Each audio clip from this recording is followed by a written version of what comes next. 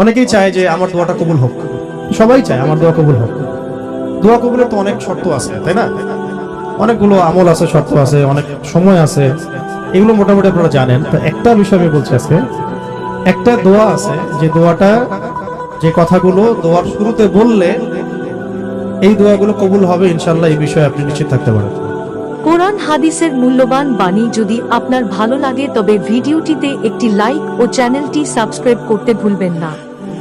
যদি আপনার রিজিক হালাল হয়, ওই শর্তগুলো যদি পূরণ হয়, রিজিক হালাল হয়, বৈধ দোয়া হয়, হ্যাঁ, হারাম কিছু যাচ্ছেন না, আপনি বৈধ বিষয় যাচ্ছেন, হালাল খেয়ে যাচ্ছেন, এই শর্তগুলো পূরণ করে দোয়া করার আগে এই কথাগুলো বললে দোয়া কবুল হবে ইনশাআল্লাহ। আমি তো আর বলতে পারবো না 100% কবুল হবে, এটা তো আমার পক্ষে বলা সম্ভব না, কিন্তু সবচেয়ে শক্তিশালী যে ওসিলাগুলো দোয়া কবুল করানোর জন্য সেটা এটা। আমাকে যদি বলেন যে সব আপনার জানা মতো সবচেয়ে বেস্ট ওসিলা কোনটা দোয়া কবুল, আমি বলবো এটাই। এটার সাথে আরো একটা আছে, ওটা আরেকদিন বলবো ইনশাআল্লাহ। সেটা হচ্ছে আপনি আল্লাহ রাব্বুল আলামিনের এই একত্ববাদের ওসিলা দিয়ে দোয়া করবেন। আল্লাহ পাকের এই তাওহীদের ওসিলা দিয়ে, একত্ববাদের ওসিলা দিয়ে দোয়া করবেন। এইভাবে বলা পরে শুনে আপনারা মুখস্থ করে নিয়েন।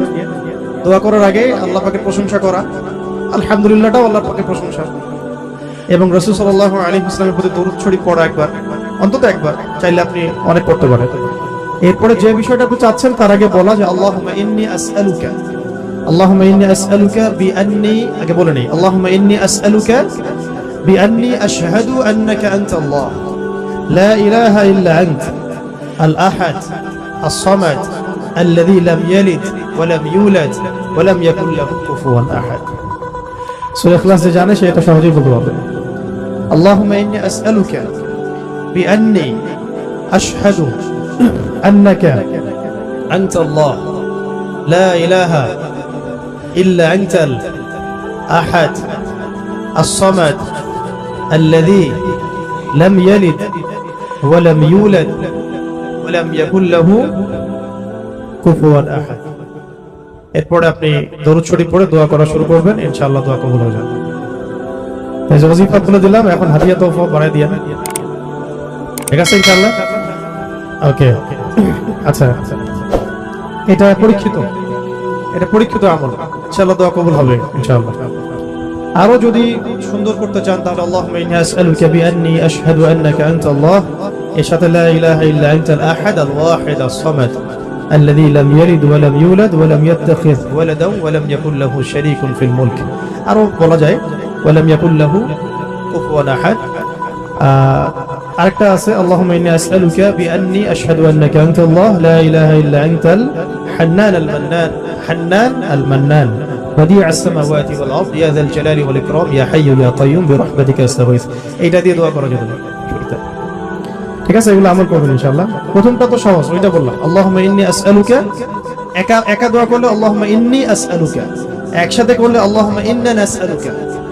একা করলে আল্লাহুম্মা ইন্নী আসআলুকা, একসাথে করলে তখন আল্লাহুম্মা ইন্না নাসআলুকা বিআন্নী আশহাদু আন্নাকা আনতাল্লাহ লা ইলাহা ইল্লা আনতাল আহাদ আস-সামাদ আল্লাযী লাম ইয়ালিদ ওয়া লাম ইউলাদ ওয়া লাম ইয়াকুল লাহু কুফুয়ান আহাদ। এর অর্থ হচ্ছে, হে আল্লাহ, আমি মানে এই ওসিলায় তোমার কাছে প্রার্থনা করছি, এটা জেনে আমি তোমার কাছে প্রার্থনা করছি, এইটার দাবি দিয়ে আমি তোমার কাছে প্রার্থনা করছি যে তুমি এক, তুমি অমুখাপেক্ষী, তুমি কাউকে জন্ম দাও নাই, কারো কাছ থেকে তুমি জন্ম নেও নাই, তোমার সমতুল্য কিছু নাই। এইটার ওসিলা দিয়ে আল্লাহ আমি তোমার কাছে প্রার্থনা করতেছি। এর চেয়ে বড় ওসিলা হয়? তাওহীদের চেয়ে বড় ওসিলা হয় না।